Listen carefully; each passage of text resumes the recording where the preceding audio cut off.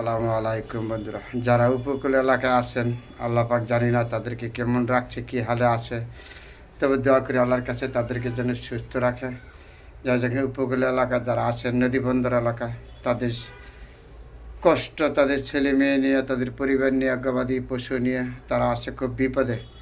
তা আল্লাহ যদি আমাদেরকে রক্ষা না করে তাহলে আর কেন মাবুদ নাই, তাহলে আল্লাহই আমাদেরকে দিয়েছে বিপদ, আল্লাহই উদ্ধার করবে। দেখা যাক, সবাই সাবধানে থাকবেন। সন্ধ্যার দিকে বেলা আঘাত আনবে শুনতেছি, খুবই কঠিন সমস্যা।